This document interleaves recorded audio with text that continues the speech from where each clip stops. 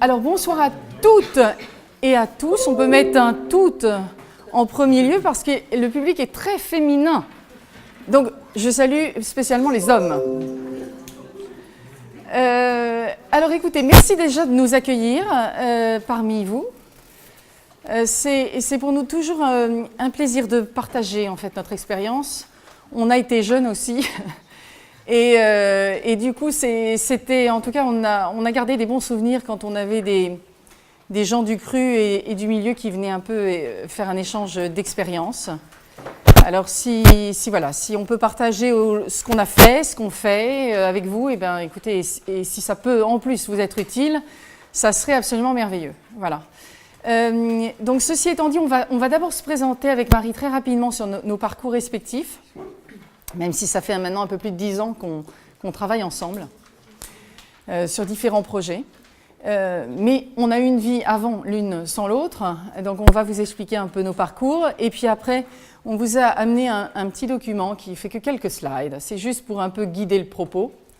Donc on vous parlera un peu de nos convictions sur ce qu'est une marque. On va dire comment trouver de l'alignement dans une marque, voilà, qui n'est pas une mince affaire, vous verrez.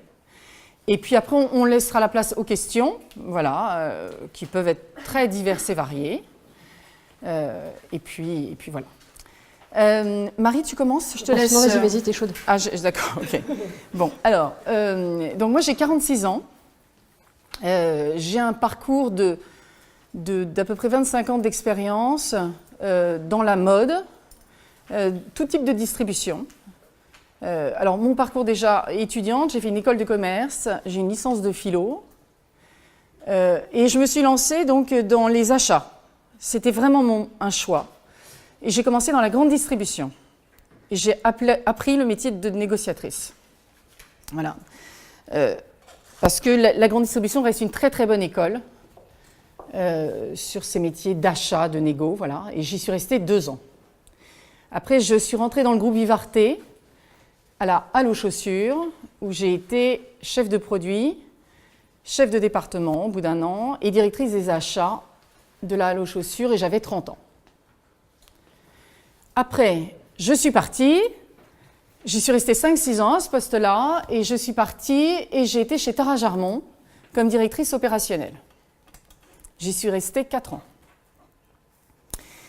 Ensuite, je suis revenue chez Vivarté, et j'ai pris la direction de marque de Beryl, qui était un multimarque chausseur, présent principalement dans l'Est de la France, avec une centaine de magasins, et on a fait un retournement de marque.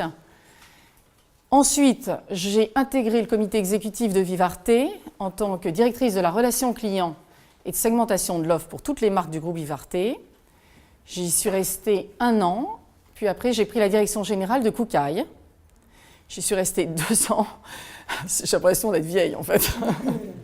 Et ensuite, on a monté, entre autres avec Marie et avec 2 autres associés, notre marque Maison Gaïa, une marque de maroquinerie végan vendue exclusivement à domicile. Et en parallèle de tout ça, eh bien, on fait du conseil en stratégie de marque avec cette boîte qui s'appelle L'Œil Éventail. Voilà. Bon, je vous regarde, vous me faites peur quand vous me regardez. Bon, bref, voilà. Marie. Alors j'enchaîne. Donc je m'appelle Marie, j'ai 40 ans. Moi j'ai un parcours un petit peu atypique parce que j'avais pas du tout de vocation dans la mode. On va dire que la mode m'a rattrapée. Moi j'ai fait des études de droit parce que moi à 18 ans je ne savais pas quoi faire. Donc mon père m'a dit t'as qu'à faire du droit, ça peut toujours servir. Ce qui n'était pas idiot comme conseil parce que j'ai appris beaucoup en termes de structuration, de pensée on va dire. Donc j'ai fait un master, puis après je suis partie étudier aux États-Unis. Où j'ai fait un master de relations internationales, master groupé avec Sciences Po, donc quelque chose de très académique, très sérieux, etc. J'ai commencé ma carrière professionnelle dans l'associatif. Et après, pour la petite histoire, j'étais en fait à cette époque aux États-Unis, à San Francisco, dans les années 2000, en pleine bulle explosion des startups.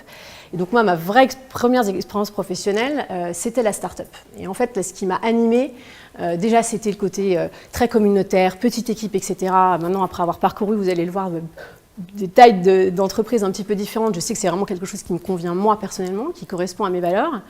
Et puis le côté très entrepreneurial, voilà, espèce de grande famille sur un projet bien précis. C'était de la recherche en sémantique. Et vous verrez à quel point c'est important, en tout cas pour le protocole qu'on propose aujourd'hui avec Clarisse. Revenue en France, post 11 septembre, je ne savais pas trop quoi faire. Évidemment, n'ayant pas fait d'études d'ingénieur en France, vous connaissez à quel point le marché du travail est un petit peu compliqué. Donc quand vous arrivez à 22 ans fraîche et moulu des États-Unis, même si vous avez travaillé dans une start-up, personne ne vous veut pour faire de la recherche en sémantique ni de la géométrie vectorielle. Ça n'existe pas.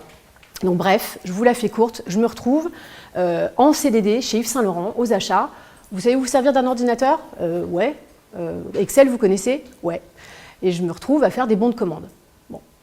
La vie fait son œuvre. 1 an plus tard, il me rappelle et je commence du coup là, ce qui va nous intéresser plus à même aujourd'hui, donc ma carrière dans la mode. J'ai rentré assistante acheteuse chez Yves Saint Laurent et puis acheteuse ensuite sur toutes les catégories accessoires. J'y suis restée pendant 5 ans. Donc j'ai connu 2 créateurs. D'abord les grandes années de Tom Ford et puis les grandes années de Stefano Pilati. Donc voilà, j'ai vécu ce que c'est qu'avoir un créateur qui change et à quel point une marque peut être affectée par cela. Après, ça a été une vraie volonté pour moi de quitter le luxe. J'ai rencontré Clarisse qui m'a fait venir chez Tara Jarmon, où je me suis occupée des achats pour l'ensemble de l'offre retail chez Tara Jarmon, donc que ce soit prêt-à-porter et accessoires. Ensuite, je suis passée du côté chef de produit, donc là pour le coup développement, achat dans la chaussure chez Beryl. Après Beryl, j'ai continué mon parcours chez Vivarte, où là je suis rentrée à la halle aux vêtements. Au moment où il y avait ce grand chambardement de retournement de marque, vous avez certainement suivi ça dans l'actualité, où j'ai pris la direction des marchés prêt-à-porter femmes-filles et le développement du marché maroquinerie. Donc j'y suis restée un certain nombre d'années et au bout d'un moment, ayant fait le tour de ces gros mastodontes, j'ai fait le choix de rejoindre un projet avec Clarisse et 2 autres associés pour monter notre marque et de commencer également des missions freelance. Donc, qui sont assez variées, qui sont soit effectivement de la stratégie de marque ou alors des choses beaucoup plus d'image, où là je reviens à quelque chose qui est beaucoup plus personnel, plus sur le stylisme, l'image en général, etc. Voilà. Bon. Autant vous dire, on a fait 2-3 trucs. Mais on n'est plus toute jeune non plus, donc c'est un peu normal. Voilà. Non mais on a encore un peu de marge devant nous. Dieu c'est merci. vrai, et on n'est pas trop mal conservé. Normalement, c'est ce que vous devriez dire. Bon, c'est pas grave. Ok, alors, écoutez, ce qu'on vous propose, c'est on va balayer les slides là ensemble. Et on va vous passer un certain nombre de messages, enfin de convictions. C'est plus que des messages, c'est des convictions. Et puis à la fin, donc, on laissera la parole. Alors, l'œil éventail, vous êtes des gens curieux. Et donc, forcément, vous posez la question de d'où vient ce nom. Est-ce que quelqu'un a déjà entendu parler de cette notion d'œil éventail? Alors, en fait, c'est une notion qui est propre à Charlotte Perriand. Alors, je ne suis pas la reine de tous ces outils. Voilà. Alors, Charlotte Perriand, c'est une femme... Je vous invite à vous intéresser à la vie de cette femme, qui est une grande designeuse, mais plus que ça encore. D'abord, elle a été totalement novatrice en son temps. On est au début du XXe siècle, où elle est allée au Japon très très tôt. Elle a beaucoup travaillé avec Le Corbusier, notamment. Et elle a produit un certain nombre d'objets de design, dont la LC4, qui est une chaise un peu mythique, faite par Le Corbusier, Jeanneret et Perriand. Et puis elle a produit d'autres créations, dont notamment des maisons de thé, des espaces de relaxation, suite justement à ces voyages qu'elle a pu effectuer au Japon. C'était une femme libre, Charlotte Perriand, d'une intelligence, d'une finesse enfin extraordinaire. Donc si le sujet vous intéresse, lisez. Alors cette photo, elle est magnifique. Il n'y a pas beaucoup de photos en termes d'iconographie de Perriand, parce que, bon, il y a l'époque, et puis ce n'était pas forcément peut-être son objectif premier que d'être prise en photo tous les jours. Mais cette photo est particulièrement réussie parce que c'est Irving Penn qui l'a prise. Lord Snowden. Donc, vous savez, pardon. Ah non, c'est Lord Snowden, pardon, celle-là. Lord Snowden, alors Lord Snowden, il est mort, c'est un grand photographe de mode qui est décédé il y a quelques années maintenant. Et qui était, voilà, c'est la génération des Penn. Il a été, entre autres, pour la petite histoire, marié à la princesse Margaret. C'est pour ça qu'il a été anobli et donc nommé Lord, mais c'était surtout et avant tout un grand photographe. Vous avez un très très beau livre qui est sorti sur lui il y a quelques années, que je vous invite aussi à découvrir. Alors, là, elle était habillée en Yamamoto, c'est ça? Non, Miyake. Bah, décidément. En Miyake, pardon. Heureusement qu'on a les sous-titres. Heureusement, il y a les sous-titres. Et j'ai pas révisé, vous voyez ce que ça donne, comme quoi, bon. Et alors, elle avait cette phrase absolument magnifique, qui est « Un œil éventail, prêtez une égale attention aux objets les plus humbles comme les plus remarquables ». Alors voilà. Et bien là, on a à peu près tout dit de notre conviction, c'est-à-dire que s'il y a quelque chose que je vous encourage à faire dans votre vie, c'est d'apprendre à regarder les choses, déjà. Parce qu'on croit qu'on sait voir. Et en fait, ça s'apprend à regarder. Et une fois qu'on porte de l'attention sur les choses, et qu'avant même d'être dans l'interprétation, on apprend juste à observer ce qu'on voit, nommer ce que vous voyez. Et ensuite passer à l'interprétation. Très souvent, en fait, quand on regarde, on passe directement à l'interprétation. Bon. Mais pour bien interpréter, il faut déjà bien regarder, et donc bien observer. Et cette phrase, on l'aime beaucoup parce que pour pouvoir dire ça, ça veut donc dire qu'elle a développé une grande faculté dans sa capacité à voir et à regarder les choses pour pouvoir après, on va dire, les qualifier. Voilà, les qualifier. Et vous apprendrez que si vous faites cet exercice, qui est d'observer avec beaucoup de minutie ce que vous voyez avant même d'interpréter, eh bien, à partir de là, vous pourrez en tirer probablement beaucoup plus de richesse que vous n'auriez fait si vous étiez directement passé, on va dire, à l'interprétation. Voilà. Alors, c'est souvent quelque chose qu'on apprend dans les écoles d'art, ça, parce qu'on apprend à regarder. On apprend moins à regarder dans les écoles de mode ou les écoles de commerce. Mais je pense que c'est une des choses les plus importantes dans votre vie professionnelle, qui est avant même d'exprimer une opinion. Parce qu'on en a tous des opinions, mais ce qui est intéressant, c'est qu'elles soient fondées sur des choses, sur de la culture, sur de la connaissance, sur de la réflexion. Et donc, ça prend du temps. Ça prend du temps. Et on est dans une société, hélas, où les choses vont très vite, ça a du bon, mais c'est bien aussi de savoir prendre son temps. Voilà. Alors dans cette phrase, après, indépendamment de ça, eh bien, ce qui nous plaît, c'est que, en fait, il n'y a pas de hiérarchie, finalement, dans les choses qu'on regarde. On peut avoir des choses très simples et qui nous inspirent beaucoup, et puis des choses très complexes aussi qui peuvent autant nous inspirer. Mais en tout cas, on doit leur prêter une égale attention. Voilà. Ensuite, on passe du coq à l'âne. Mais c'était aussi pour vous faire réagir. Il y a une étude qui sort tous les ans. C'est pas flou. Si. Enfin, moi, d'ici, c'est flou. Mais comme je suis myope. Oui, non, ah oui. C'est parce que c'est important que vous puissiez voir tout ça. Non, c'est clair. Là, c'est un peu la tour de Pise. On a l'impression qu'on fait les tests, vous savez, de vue, là. Là, ça va, là, c'est bien. Et c'est pas mal. Ah, c'est pas mal.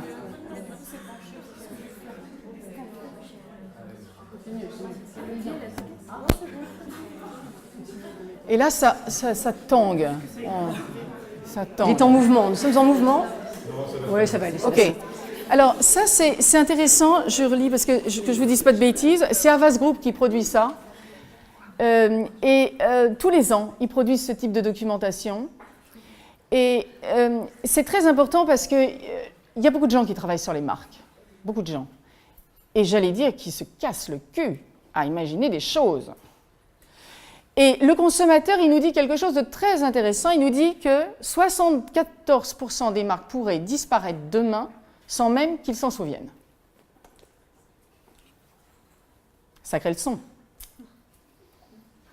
74% du paysage peut disparaître demain et ça ne laissera aucun souvenir au consommateur. Bon. Ensuite, la deuxième idée, c'est que 75% attendent en fait une contribution des marques, un apport personnel. En fait, le produit n'est plus suffisant. Donc là, on parle beaucoup d'expérience, évidemment, entre autres choses. Après, encore faut-il y mettre du contenu à cette expérience. Bon, mais en tout cas, c'est le propos. Et puis le dernier point, c'est que 60% du contenu qui est produit par les marques est déclaré par le consommateur comme globalement pauvre et inintéressant. Bon. Alors, ça soulève plusieurs choses. D'abord, le premier point, c'est que le consommateur n'a jamais été aussi initié, aussi connaisseur, aussi éduqué sur le monde qui l'entoure et connecté. Bon.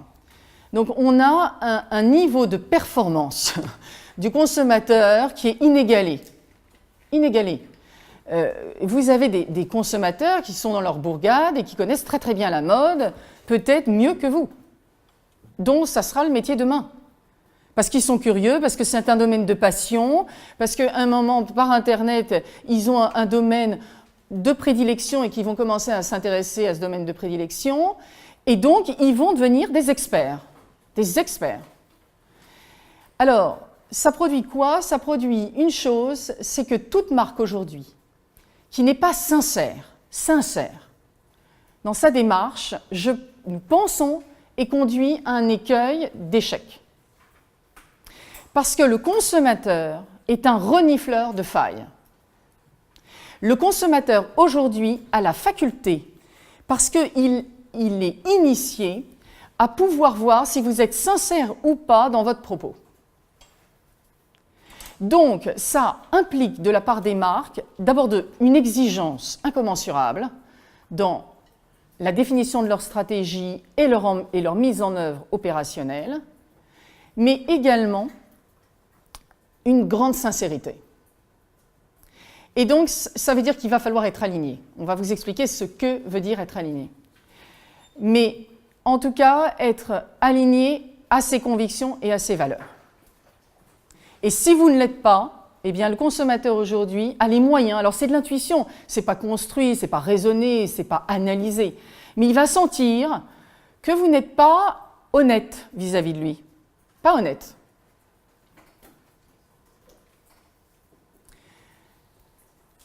Alors après, toujours dans ces phrases que nous aimons bien et qui nous animent, c'est la phrase de Walt Fraisse, et en fait qui dit que l'objet n'est pas qu'on nous aime en fait pour les marques, que beaucoup de gens nous aiment. Ce n'est pas l'objet.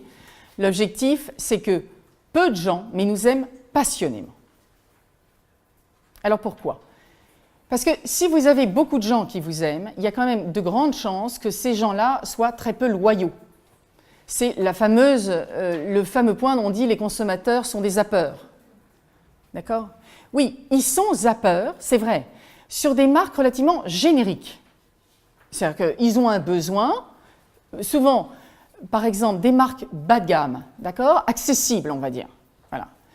Des grands faiseurs. À ce moment-là, génèrent un grand nombre de consommateurs. Et forcément, ces consommateurs sont plus ou moins loyaux à cette marque. Et peu importe, ce n'est pas l'objet, parce que la réponse première d'une marque accessible, en premier lieu en tout cas, c'est une clé d'entrée prix. Quand vous n'avez pas de pognon, vous allez chez H&M. Vous allez à la Halle, vous allez chez Kiabi, parce que de toute façon, mais même si vous vouliez y aller, Zara, c'est pas accessible, vous ne pouvez pas. Donc la première clé, c'est ce que vous avez dans le portefeuille. Pour un client, ça commence par là la segmentation. Après, on peut se raconter des belles choses, mais ça commence par j'ai combien dans mon portefeuille pour me faire plaisir, en gros. Et puis après, on leur met du rêve. D'accord? Alors, il est évident que H&M a complètement cassé ce marché du bas de gamme, parce que lui, il est arrivé par le prix, mais en plus, il a apporté du style. Ça, c'est H&M, 15 €. Quand même, c'est assez imbattable, quoi. Ils font très bien le job. Donc, qu'est-ce qu'ils font, H&M? Ils ont fait un truc absolument génial. Ils se sont dit, on va attaquer le marché par le bas, on va faire du pas cher, et en même temps, on va apporter du style. Et ils ont plugué sur leur grosse bête un message de communication avec des mannequins connus, des campagnes de pub qui nous font tous rêver, et qui nous disent quoi? T'as pas d'argent, mais n'empêche que tu peux ressembler à la même fille qui en a et qui va s'habiller dans le luxe. Putain, mais attendez, toutes les filles, on rêve de ça, quoi. Et c'est un peu différent de Kiabi, qui vous dit, t'as pas de pognon, bah, tu vas prendre un t-shirt blanc, quoi, à 2 €. Ça fait pas rêver. Bon. Mais la clé d'entrée, ça reste une idée de prix, il ne faut pas l'oublier.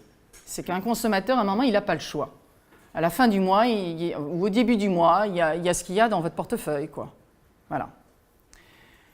Alors, cette phrase, donc, elle est importante parce que l'objectif d'une marque n'est pas de plaire à tout le monde.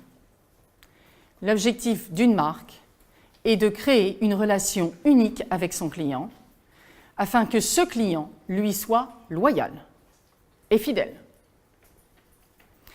Et pour ça, il ne faut absolument pas regarder ce que fait le marché. Si demain vous créez une marque, je vous invite à ne surtout pas regarder ce que font les autres. C'est inintéressant. C'est inintéressant. Non, c'est important. C'est inintéressant. En fait, ce qu'il faut que vous ayez en tête, c'est qu'une marque, c'est un univers. Une marque, c'est un univers, un monde bien à soi, avec des frontières. Si à un moment donné, vous commencez à déborder de ce qui vous anime la marque, on va en parler un petit peu plus tard, mais il y a quelque chose de très tribal dans une marque. C'est qu'est-ce que j'ai envie de dire? Qu'est-ce qui sort de moi? Que ce soit Steve Jobs, ou Chanel, enfin peu importe, vous prenez n'importe quelle marque. Au début, il y a un homme derrière, ou une femme, et qu'est-ce qu'elle veut donner en fait? Et c'est à ça que les gens s'attachent. C'est une histoire personnelle, même si c'est enfoui avec les années, avec l'actualité, etc. Mais c'est ça en fait qu'on vient chercher dans une marque. Donc si à un moment donné, pour continuer à parler de cette histoire d'alignement dont Clarisse vous parlait, si à un moment donné vous sortez de votre frontière, ben ça commence à tilter dans la tête du consommateur. Là, il se dit, oula, ça déraille. Alors forcément, ça peut être sur des choses qui sont pas forcément palpables à un moment donné, mais ça peut être voir un produit dans un magasin et se dire, oh bah tiens, ça ressemble vachement à ce que j'ai vu par ailleurs. Vous voyez, et du coup, la fameuse promesse que la marque propose, lorsqu'elle crée son univers avec un logo, avec un merchandising, avec une offre, etc., à partir du moment où il y a une sorte de déraillement, mais dans la tête du client, de façon très insidieuse, il va commencer à se déconnecter. C'est clair pour vous, tout ça? Alors, quand je vous dis, il ne faut surtout pas regarder la concurrence. Il y a deux anecdotes que je vais partager avec vous parce qu'elles sont d'actualité. Il y a Jean d'Ormesson qui nous a quittés il y a 48 heures et... Super. Merci. Super Johnny, même. Alors, il y a eu deux choses dans l'actualité. Moi, quand j'ai écouté là, ces informations, que j'écoute très rarement, d'ailleurs, au demeurant, mais il y a deux choses qui m'ont intéressée sur ces deux personnes. La première, c'est Jean d'Ormesson qui dit « Quand j'ai pris la plume, je n'ai jamais cherché à plaire à mon public. J'ai juste écrit par nécessité.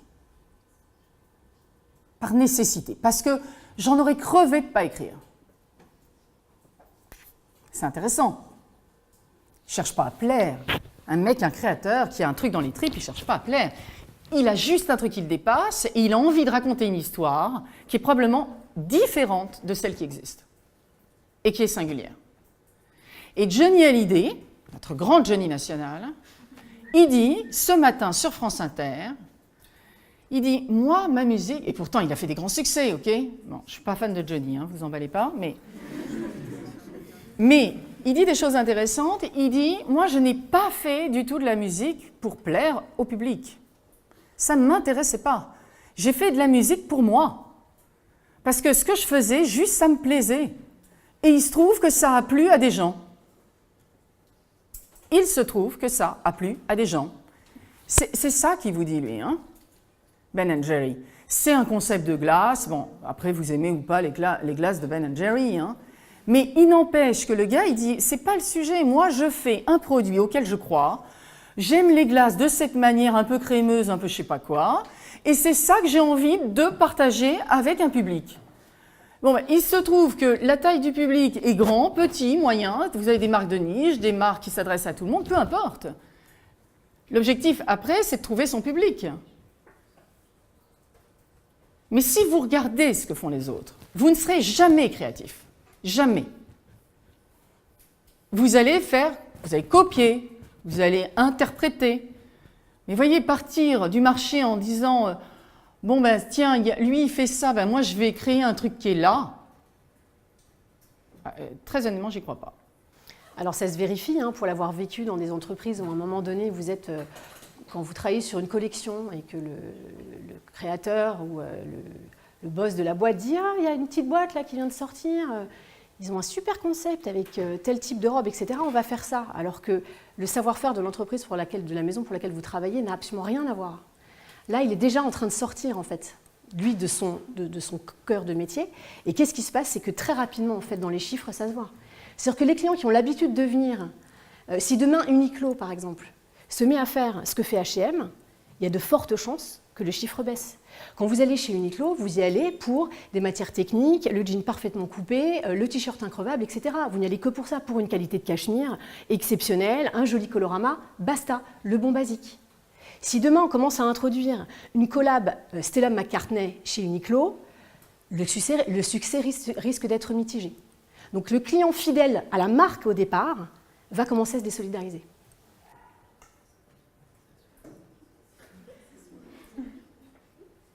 Il y a des questions là? Non, pas encore? Ah. Oui. Moi j'ai une question parce que vous dites qu'il ne faut pas copier la concurrence, etc.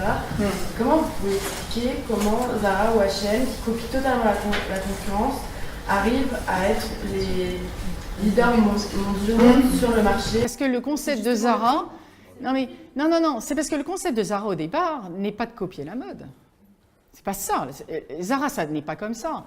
Zara, le fondateur, il a une idée géniale. D'abord, vous connaissez l'histoire de ce type? Il vient de la logistique. Hein. C'est un logisticien. D'abord, Zara, c'est un empire logistique. C'est une putain de machine hyper bien pensée et qui fait que c'est devenu un empire, déjà, le point de départ. Et en plus, le concept de Zara, c'est pas de copier la mode. C'est de dire, on va offrir aux consommateurs le produit tendance du moment. Et nous, on n'est pas là pour créer la mode. On n'est pas là pour créer la mode. Zara ne crée pas de mode. D'accord? Mais on va l'offrir justement en le rendant accessible. Bon, et oui, alors si c'est ça l'ambition, effectivement, à ce moment-là, on n'est pas là pour créer la mode, on copie la mode et on copie la concurrence. Mais son idée de départ, c'est pas de dire je copie du Chanel. C'est pas ça son ambition, mec. Non, en 1975, Ortega, ce qu'il fait, c'est qu'il prend une robe de chambre qu'il a vue dans un magasin, il veut juste la faire moins chère. Et c'est exactement ce qui se passe aujourd'hui. Et le succès de la marque, c'est au-delà d'un engouement planétaire sur le contenu, c'est parce que le produit est extrêmement accessible et qu'aujourd'hui, vous allez chez Zara, vous ressortez, vous êtes habillé en Gucci de la tête aux pieds pour 159 €. Moi, j'y vais, clairement. Oui. Mais en fait, quand vous dites qu'il ne faut pas regarder à ce que font les autres, vous dites ça, mais tout en pensant qu'il faut quand même faire une certaine étude du point de différenciation, une étude pour savoir si ça va fonctionner, etc. Enfin, c'est en prenant ça en compte. Parce que si on est totalement nous-mêmes et totalement dans notre bulle, on a aussi de fortes chances que personne ne comprenne. Enfin, c'est à apprendre en partie. Alors, je sais qu'on vous apprend ça. Hein. On me l'a appris aussi. Je sais. Ce fameux SWOT, là, je sais pas quoi, là. Celui-là. Alors, qu'est-ce que je peux vous dire là-dessus? En fait, je peux vous dire que j'y crois pas. J'y crois pas. Je crois pas que ce soit comme ça que ça se pense. Ça ne veut pas dire, en fait, je ne mets pas tous les exercices de style à la poubelle, les mappings, les choses comme ça. Il y a des choses très utiles, notamment les mappings que je trouve d'ailleurs très visuels et souvent un schéma vaut mieux qu'un long discours. Donc, mais je crois que c'est des choses intellectuelles, mais ça ne répond pas à l'objectif. Je ne pense pas qu'une marque comme Hermès ait jamais fait un SWOT dans sa vie. Je ne pense pas qu'une boîte comme Apple ait jamais fait un SWOT dans sa vie. Je crois qu'à un moment, ce sont des visionnaires qui créent les boîtes qui nous inspirent et qui nous font tous rêver. Que ça part d'une envie de changer le monde, de partager quelque chose d'innovant et nous emmener dans leur monde. Et ces gens-là, c'est ça. Et après, c'est de la créativité autour, c'est d'aller embaucher des gens qui partagent la même envie de changer le monde que vous. Et là, c'est out of the box. C'est comme ça qu'on change le monde. C'est pas en créant une marque et en allant faire un SWOT sur le marché enfin, écoutez, rien qu'en le disant, ça m'ennuie. Et du coup, il y a des chances que ça ennuie le consommateur. Enfin, vous voyez, une marque, c'est un truc qui doit ce que je veux dire, c'est que toutes les marques qui nous font rêver, là, voilà, toutes. On parle d'H&M, on ne parle pas de Kiabi. Kiabi, ça ne fait pas rêver les gens. Pourquoi ça ne fait pas rêver les gens? Je vais me faire des copains ce soir, c'est filmé ce truc. C'est... Bon, c'est quelque chose qui... Pourquoi ça ne nous fait pas rêver? Ça, c'est intéressant. Moi, je crois que pour trouver de la réussite, et ça dépasse le milieu professionnel, pour que vous trouviez du bonheur dans votre vie, je vous invite à ne suivre que la voie du plaisir. Allez sur vos domaines de passion, uniquement de passion. C'est là que vous serez les meilleurs. Si vous conciliez, si vous allez dans des boîtes qui ne vous font pas rêver, d'abord, vous ne serez pas aligné. On va finir par vous expliquer ce que c'est que l'alignement, ou pas d'ailleurs. Eh bien, si vous ne suivez pas cela, vous ne trouverez pas de réussite personnelle, de bien-être, et vous ne serez pas performant pour l'entreprise. Une entreprise qui réussit, c'est une entreprise qui a une vision très claire, dont on ne sort pas, et ça n'est pas négociable, et ça ne bouge pas d'un iota. Moi, je dis souvent, les grands visionnaires sont des ayatollahs de leur marque. Un Steve Jobs, est-ce que vous avez lu sur Steve Jobs? Mais lisez sur Steve Jobs. Le mec, il a une espèce de vision qui le transcende, et il n'en sortira jamais. Jamais. C'est sans concession, une marque. Et le luxe fait souvent ça. Ils sont souvent taxés de ça. Mais il y a au moins un truc qu'ils ont compris. Au moins. C'est que souvent dans le luxe, ils vont recruter des gens qui, pour eux, incarnent d'une certaine manière, que ce soit d'ailleurs physiquement. Vous avez des critères physiques dans un certain nombre de boîtes de luxe. Mais pourquoi pas? C'est peut-être pas politiquement correct de dire ça, mais pourquoi pas? Si, à un moment, cette marque incarne un style de femme et que, dans ce contexte, ils ont besoin d'avoir des femmes ou des hommes qui, pour incarner au quotidien, sont dans la ligne du parti, mais pourquoi pas? Et il y a des marques pour tout le monde dans ce bas monde. On va tous trouver chaussures à nos pieds à un moment, vous voyez? Mais allez vers des marques ou des univers où vous vous sentez aligné, où vous dites « c'est moi, ça me parle ». Ça me parle, les valeurs de cette entreprise me parlent.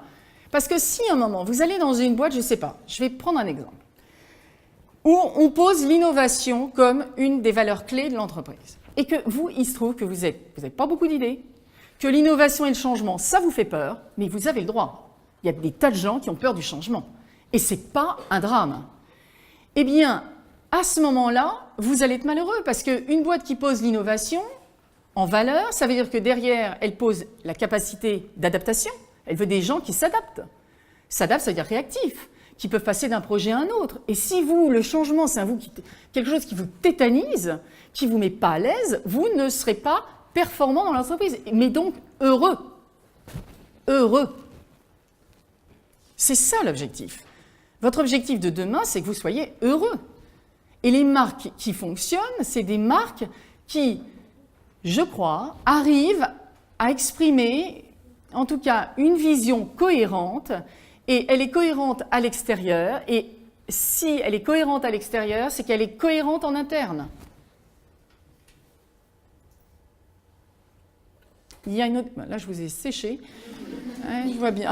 J'allais justement vous demander si pour vous, cohérence, c'est un mot-clé qui, justement, définit... Oui, aligné, ça veut dire cohérent. L'alignement, en fait, c'est une colonne vertébrale. Nous, on a posé un protocole qui est une colonne vertébrale pour une marque. Et vous avez des marques malades, donc elles ont des scolioses, hein, ça s'est déformé. Elles ont perdu en cohérence et en alignement. Et une marque qui réussit est une marque alignée. Et je crois que c'est le slide d'après où on vous a mis une de nos grandes convictions. Oui, alors avant ça, il y a effectivement, donc bon, ça on en a parlé, du coup vous l'avez pigé, une marque se doit d'être aspirationnelle et singulière. Donc singulière, différente, unique, voilà, différenciante, voilà, je ne sais pas les autres synonymes qu'on pourrait donner. Et après, la grande conviction qu'on a avec Marie, qu'on s'est forgée au fil de toutes ces années, c'est qu'il n'y a pas de marque forte, il n'y a que des marques alignées. Et que les marques qui vous parlent, que vous trouvez puissantes, eh bien, ce sont des marques alignées dont la colonne vertébrale est en place. Voilà. Et le consommateur aujourd'hui est un renifleur de désalignement. Mais ça se voit. Quand vous avez comment dire, quand vous avez une marque, qu'est-ce que c'est? Nous, souvent, l'exercice qu'on demande aux personnes avec qui on travaille, c'est de dire, donnez-nous en 3 mots, qualifiez-nous en 3 mots votre marque. C'est un exercice très difficile à faire, très difficile. Parce qu'il nécessite d'être tellement clair là-haut, tellement clair, sur quelle est la vocation de la marque, que tout le monde commence à faire des grandes phrases. Ah ben alors moi je veux, je sais pas moi ce que je veux faire. Je voudrais, enfin c'est des phrases qui n'en finissent pas, on ne comprend rien, voilà. Ça c'est parce que là-haut, c'est pas clair. Et vous ne pouvez pas réussir si, un moment, vous n'avez pas posé dans votre tête, alors nous, ce qu'on a déterminé, et ce n'est pas nous qui l'avons inventé, la croyance, la vision, l'ambition et les valeurs. C'est, on va dire, ça constitue un peu le cerveau. C'est le cerveau de votre boîte. Voilà. Et ça ne doit pas être des phrases très longues, ça doit être quelque chose de très sharp. Et du coup, pour que ce soit sharp, eh bien, ça nécessite, on va dire, un gros boulot pour les marques, parce que soit vous avez des gens qui sont extrêmement clairs dans leurs pensées et qui arrivent d'ailleurs à vous exprimer assez rapidement ces 4 points, et il y en a d'autres pour lesquels c'est beaucoup plus confus. Bon. Donc, nous, on essaye d'aider les marques avec beaucoup d'humilité, parce que c'est un exercice difficile et c'est vraiment un travail d'accouchement. Voilà. Et souvent, on dit, on est dans un travail de maïotique, un peu platonicien. Je vous invite à lire Platon et son allégorie de la caverne, qui est très important pour comprendre ce que c'est, entre autres une marque d'ailleurs. Ça donne un certain éclaircissement sur la marque.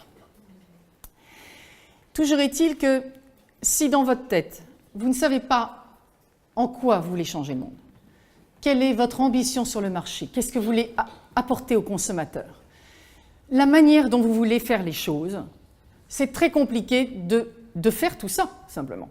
Qu'est-ce que vous racontez après? Comment vous trouvez de la cohérence dans votre discours, dans vos campagnes de publicité, sur votre site internet, sur merchandising, dans la manière de communiquer auprès de vos collaborateurs. Et puis comment vous survivez dans le temps surtout. Et absolument, très difficile. Il faut naître, mais après il faut survivre. C'est encore un autre problème. C'est qu'il faut être cohérent pendant longtemps. Alors vous avez des marques qui réussissent bien l'exercice. Il y avait il y avait un bon papier dans Aime le monde de ce week-end sur Hermès. Très beau papier. Lisez-le. Hermès, c'est très intéressant parce que, d'abord, c'est une histoire de famille. Alors, d'abord, il n'y a pas beaucoup d'entreprises, on va dire, de cette réussite au niveau international qui soit encore familiale. C'est une histoire, c'est une exigence, une volonté d'être dans l'excellence. Au départ, autour du produit équestre, puisque ce sont une famille qui vient de Chantilly principalement, en tout cas, mais du milieu de la sellerie, et sur lesquels il y a des convictions profondes. Si vous avez l'occasion de discuter avec ces personnes-là, vous verrez que ils incarnent leur marque. C'est-à-dire qu'il n'y a pas jamais il y a un tel niveau d'alignement entre eux et leur marque qu'en fait, ils sortent jamais du chemin. Et ils en sont les garants parce qu'ils incarnent tellement leur marque au quotidien. Voilà. Donc ça, c'est merveilleux. Mais vous avez Saint-Laurent, on peut parler des grands. Prenez Yves Saint-Laurent. Alors, Yves Saint-Laurent, tiens, très intéressant. Yves Saint-Laurent, il n'a jamais conceptualisé ma croyance, ma vision, mon ambition et mes valeurs. Et puis, je pense que quelqu'un serait venu le voir en lui disant « Allez, viens, on va réfléchir là-dessus », il lui aurait dit vous savez quoi, la porte est là. Et il aurait eu raison, d'ailleurs. Il aurait eu raison parce qu'il n'avait pas besoin de ce travail. Parce que Saint-Laurent incarnait une telle vision de la femme, qu'on aime ou qu'on n'aime pas. Mais il a passé sa vie à faire quoi? À simplement illustrer ce qu'il pensait des femmes. Voilà. Donc là, vous avez quelque chose qui est rare. Mais à côté de ça, vous avez beaucoup de marques sur le marché qui n'ont pas cette chance, où les fondateurs ne sont plus là, etc., et qui se perdent à un moment, dans les méandres de leur développement, et qui perdent la raison originelle, la motivation originelle qui leur a fait faire créer une marque.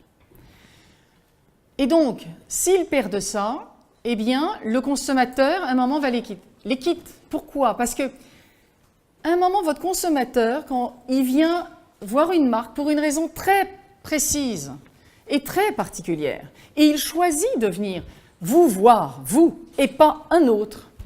Alors, si à un moment, au bout de X années, la marque sort de son territoire et va, comme le disait Marie, sur quelque chose sur lequel le consommateur, d'ailleurs en premier lieu, ne le trouve pas légitime.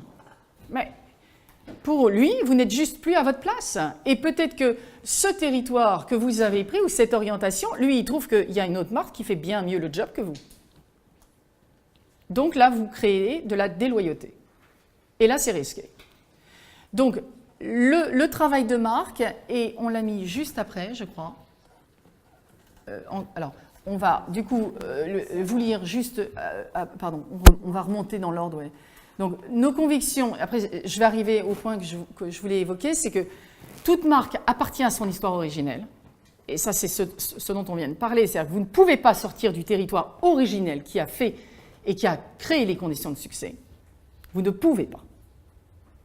Toutes les marques qui, à un moment, ont voulu sortir de ce chemin,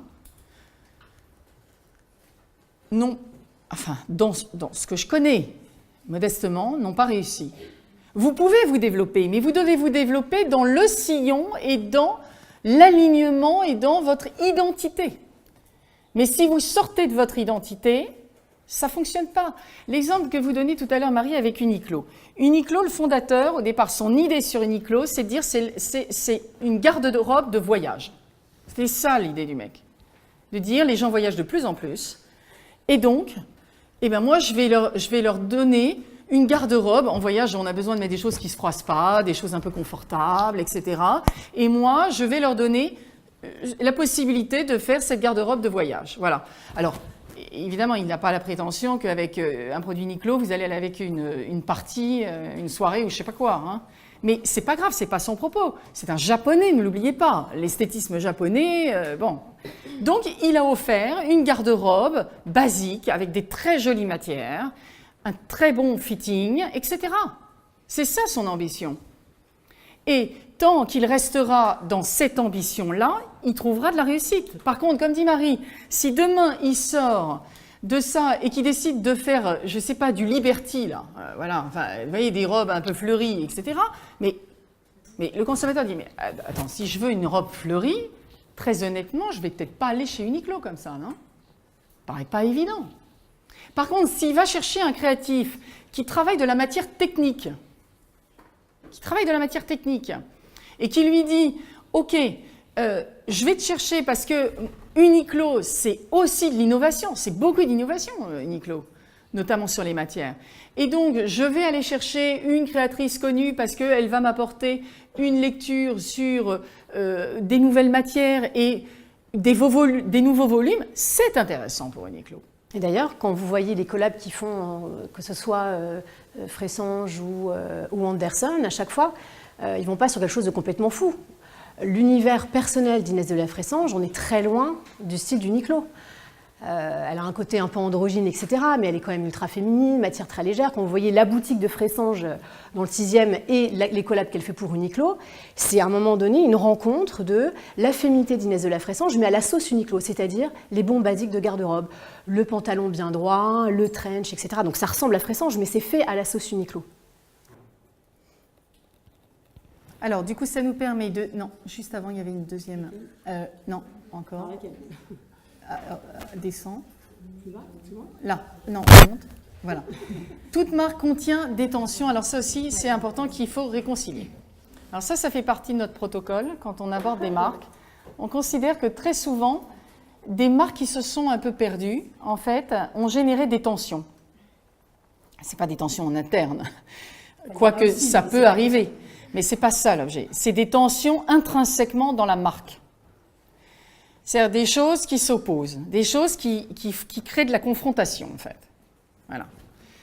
Et dans notre protocole, nous, on invite les marques à réfléchir sur ces tensions et après à les réconcilier. Et en général, la réconciliation permet de dépasser les tensions et de trouver une troisième voie créative. Et ce que je n'ai pas dit en préambule et qui est très important, c'est que quand nous, on opère auprès des marques, parce qu'il y a un petit peu un côté docteur, hein, un psychologue des marques, mais c'est vrai, c'est un travail, c'est un gros travail de psychologie qu'on fait avec les marques. Eh bien, il n'y a aucune idée qui vienne de nous. Ne vous trompez pas. Nous n'apportons aucune idée. Aucune idée. Parce que ce qu'il y a de merveilleux chez les marques, c'est qu'elles contiennent toutes les réponses, mais qu'elles ne le savent pas quelquefois, qu'elles les ont oubliées, qu'elles les ont mis de côté, mais elles contiennent toutes les réponses. Donc, nous, notre job, c'est de les faire accoucher. C'est juste ça. Donc, c'est beaucoup d'échanges, de questionnements. On questionne beaucoup les marques. On repère des dissonances dans le discours et on sent les tensions, mais par l'expérience, hein, vous emballez pas, on n'est pas des messies, hein, d'accord ? Par l'expérience, c'est qu'un travail d'expérience, mais on a nourri cette faculté à pouvoir identifier les tensions des marques et donc les aider à les réconcilier. Voilà. Et après, sur l'autre slide, et ça c'est une autre conviction très forte dans notre protocole, c'est que toute marque contient en elle un archétype. Alors, qu'est-ce que c'est qu'un archétype? Est-ce que vous savez ce que c'est qu'un archétype? Idée? Non? Alors, l'archétype, c'est, on va dire, déjà quelque chose qu'on partage tous, c'est notre histoire universelle, l'archétype. C'est-à-dire que il se trouve que dans l'histoire des mythes, quand vous étudiez la mythologie, il se trouve que si vous étudiez les mythes au Japon, en Inde, dans notre culture judéo-chrétienne, on partage tous les mêmes mythes. Or, les mythes ont été créés et écrits, inventés, à une époque où vous imaginez bien qu'il n'y avait ni Internet, ni marque, ni rien du tout. En tout cas, où les peuples étaient relativement peu mobiles. Et pourtant, on partage absolument les mêmes grands mythes. Incroyable. C'est incroyable. Création du monde. C'est quelque chose d'inimaginable en soi. Comment des gens, à des millions de kilomètres les uns des autres, développent la même histoire, les mêmes récits historiques. Bon.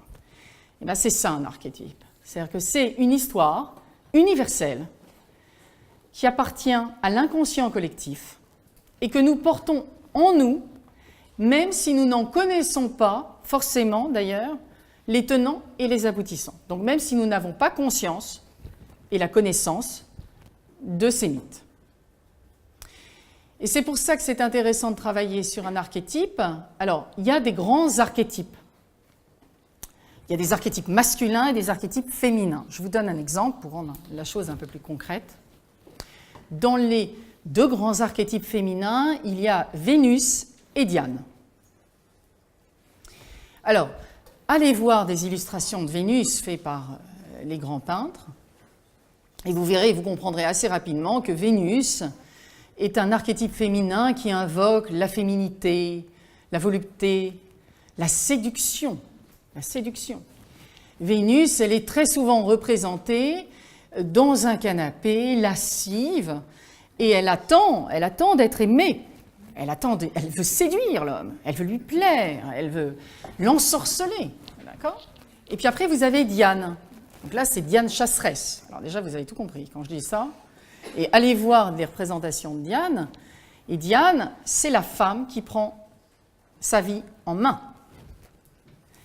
C'est celle qui chasse, d'abord. Donc elle va sur un terrain qui est celui de l'homme à l'époque. Hein ? Elle prend son arc, elle est très souvent représentée avec un arc, parce que c'est la déesse de la chasse. Bon. C'est une femme, donc courageuse, vaillante, forte. eh bien, vous avez un certain nombre de marques qui ont pour archétype Diane ou Vénus, par exemple. Et notre conviction est que une marque qui réussit, en général, est une marque qui a convoqué de manière inconsciente un archétype. Et l'archétype, ça permet de s'adresser au plus grand nombre, de parler de manière inconsciente aux consommateurs. Alors, vous avez des marques dans le luxe qui ont un moment... Il y a certaines marques qui utilisent des notions archétypales, notamment dans le parfum. Je vais vous donner un exemple avec One Million de Paco Rabanne. Vous voyez ce parfum? Ça a été, je ne sais plus où ils en sont dans les ventes, mais en tout cas pendant de nombreuses années, ça a été le parfum numéro 1, One Million. One Million, vous vous souvenez du flacon? Qu'est-ce que c'était? C'était un lingot d'or. Alors, c'est intéressant, parce qu'ils ont convoqué un archétype qui est celui de Midas. C'était quoi Midas? Le roi Midas, pas les pots d'échappement, bien sûr. Oui. Non, je précise, parce qu'il est... Non, mais non, sait-on jamais. Tu as raison. Tu as raison. Cette précision, non mais c'est juste. Donc, le roi Midas. Alors, est-ce que vous connaissez l'histoire du roi Midas? Alors, qui nous la raconte? Mademoiselle. Non, c'est vous qui avez dit je la connais? Je crois la connaître. Mais n'ayez crainte. Je ne connais pas tout, loin de là. Est-ce que c'est l'histoire de sa main qui est en or et tout ce qui touche se transforme en or massif? Absolument. Exactement. À tel point qu'il en meurt, puisque même la nourriture qu'il touche se transforme en or. C'est un choix qu'on lui propose, en fait. Exactement. On lui propose il a cette ambition d'être extrêmement riche, il est complètement obsédé par l'or.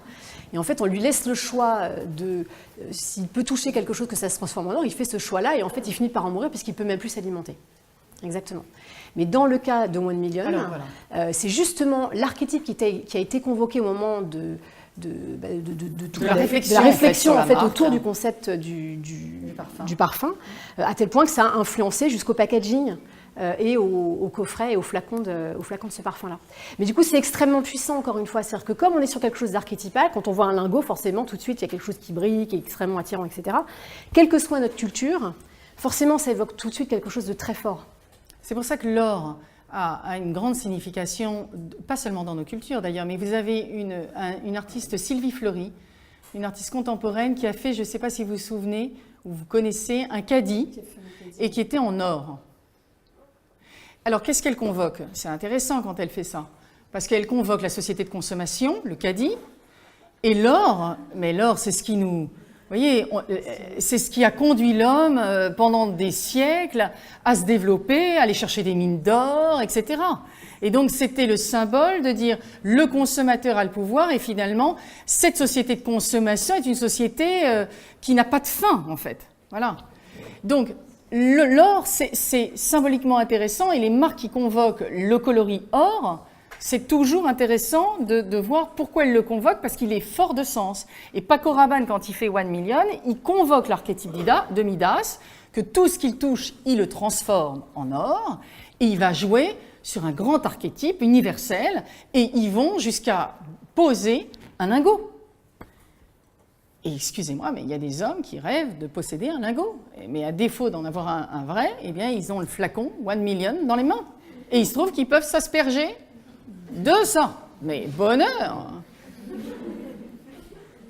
Ça marche, ça marche. Je ne mets pas de jugement de valeur, est-ce que c'est bien, pas bien. Je vous dis, ça marche. Voilà. Et après, le dernier, c'était toute marque doit produire un travail d'ascèse. Ça, c'est quand je vous disais, il faut être le défendeur absolu de sa marque après. Et c'est pour ça qu'un créateur, quand à un moment il dit ça, c'est nous, ça, c'est pas nous, et qui fait un travail parfois douloureux, managérialement pas toujours bien mis en œuvre, mais de conviction, eh bien, le créatif en général est l'absolu défenseur de ce qu'est la marque. Parce que lui, c'est très clair dans sa tête. Et donc, il sait ce qu'est Saint-Laurent, par exemple, ou n'est pas Saint-Laurent. Et il y en a un qui arrive avec une idée, ah, mais oui, mais j'ai pensé à ça, oui, mais ça n'est pas Saint-Laurent. Ben donc, ça peut être très bien, ça peut être génial, mais à ce moment-là, ça n'est pas le sujet. Et je crois qu'après, on a les questions. Donc, je voulais juste terminer sur l'exemple d'Apple aussi. parce que c'est intéressant Apple, parce que, en fait, l'idée absolument merveilleuse de Steve Jobs, c'est sa croyance à Steve Jobs, c'est la liberté. C'est un mec qui a une absolue volonté d'être libre. Et Steve Jobs, à un moment, il fait des ordinateurs, mais en soi, Apple peut faire beaucoup de choses demain. Beaucoup de choses. L'ordinateur n'est qu'un moyen chez Apple. Ça n'est pas la finalité. Ils sont allés sur les montres, mais ils pourraient demain faire des immeubles connectés. On vivra demain dans des immeubles connectés, intelligents. Apple pourrait se lancer dans l'immobilier et développer, à mon sens, des immeubles connectés. Ils sont légitimes pour le faire. Ils sont très légitimes. Et c'est ça une marque à un moment. Puissante. C'est qu'elle ne vous restreint pas à un produit. Elle vous pose un univers et qui vous fait rêver. Rêver. C'est ça le but d'une marque. C'est de nous faire rêver. Et nous emmener dans un monde ou un moment qui va rencontrer son public ou pas.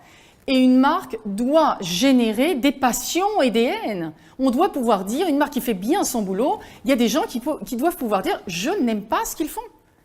Mais c'est merveilleux ça. C'est merveilleux. Ça veut dire que vous êtes une marque. Il faut accepter de déplaire.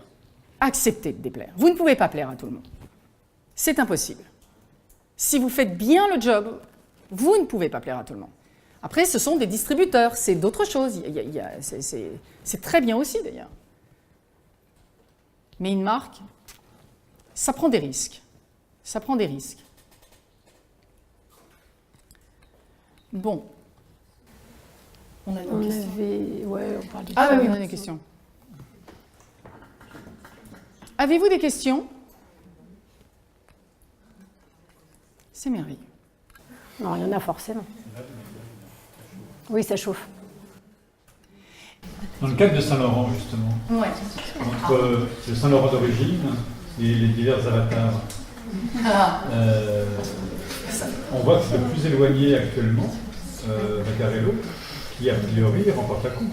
C'est-à-dire qu'il recrée une addiction, en tout cas une attractivité forte sur cette marque.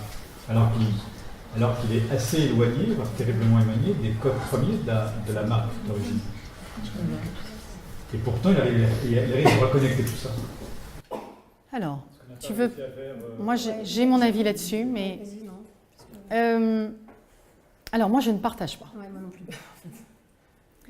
Je ne partage pas pour une raison simple, c'est que je pense que c'est d'ailleurs... c'est là où l'exercice est aussi difficile. C'est-à-dire qu'on peut réussir à trouver un succès économique et ne pas être dans la lignée de la marque. D'abord, je pense que si on refait l'histoire, Vaccarello est dans les traces de Eddie Slimane, que c'est Eddie Slimane qui a relancé pour le coup. En tout cas, recréé un succès économique à Saint-Laurent, et Slimane, il a fait quelque chose de très intelligent. Il a laissé tomber Yves. Il a recréé une marque en fait. Et en fait, c'était clé pour réussir. Parce que Slimane a compris qu'il ne pourrait pas faire du Yves Saint-Laurent. En fait, c'est là où je trouve que le type est assez génial. C'est juste sur cette idée. Parce qu'en fait, Slimane, il dit impossible de faire du Yves Saint-Laurent. Et d'ailleurs, Pierre Berger, vous le lisez des interviews, le répète depuis 2005, où ils sont partis de la maison en disant mais personne ne peut faire du Saint-Laurent. Et il a raison. Il a raison, personne ne peut faire du Saint-Laurent. Il incarnait tellement cette vision de la femme que c'était impossible de reprendre le costume. Donc le moyen et la chose brillante de Slimane, c'était de dire je respecte infiniment, parce que je pense que ça a été fait, je ne connais pas Slimane, mais je pense que ça a été fait avec en tout cas un profond respect pour monsieur Yves Saint-Laurent, et de dire je ne peux pas reprendre cette maison si à un moment je n'enlève pas Yves. Et donc je vais recréer une autre histoire. Et ça a été Saint-Laurent. Bon. Et il se trouve que Slimane, je crois, a cette faculté comme Karl Lagerfeld d'être des personnes qui ont un sens inouï pour sentir l'air du temps. Ce que n'était pas Saint-Laurent. Saint-Laurent, à mon sens, il pose sa vision maladive maladive. Il est né, Pierre Berger disait qu'il était né avec une dépression, c'est lui, vous voyez. Il y a quelque chose de ça, il a enfanté tout ça dans une telle douleur. C'est une vie extrêmement douloureuse, Yves Saint-Laurent. Mais il a posé un vestiaire de la femme qui est épatant, étonnant et avec une faculté de se renouveler unique. Quand il fait en 71 ce défilé où, vous savez, ces femmes qui avaient couché avec les soldats allemands à la Libération, et que ça fait un scandale, mais visualisez ce défilé aujourd'hui, vous allez voir toutes les inspirations qu'il y a dans la mode d'aujourd'hui sur ce défilé de 71. Enfin voilà, c'est du génie. Enfin, et pourtant, c'est un mot que j'aime pas trop, mais honnêtement, je crois que Saint-Laurent est un génie de la mode.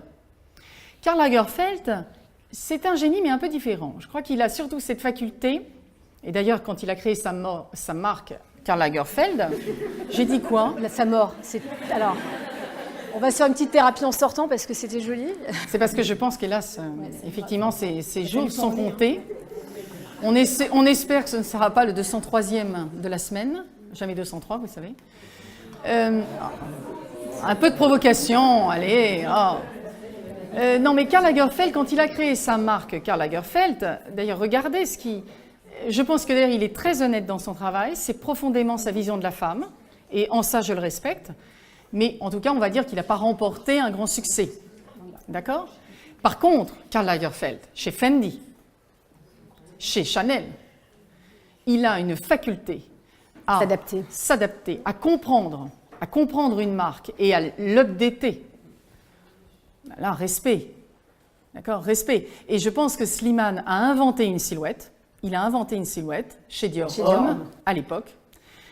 Je pense que Slimane est un artiste, il dépasse la mode. Je pense que c'est quelqu'un de beaucoup plus complet que cela. Il a fait tout un travail artistique de photographie qui est aussi très intéressant, je trouve. En tout cas, vraiment, je pense que c'est un véritable artiste, Hedi Slimane. Et qui, entre autres, à un moment, il se trouvait que la mode a croisé son chemin, qu'il y a trouvé un intérêt et une passion, etc. Mais en tout cas, tout ça pour dire que cette faculté à sentir l'air du temps. Donc, pour répondre à ta question, Bruno, je crois que Saint-Laurent, l'idée géniale dans toute cette aventure, c'est Slimane. C'est de mettre Slimane et qu'il laisse tomber Yves pour Saint-Laurent et qui donc repropose une page blanche. Voilà, ça c'est fantastique. Et que Vaccarello est dans la trace et le sillon de ce que faisait Slimane. Voilà.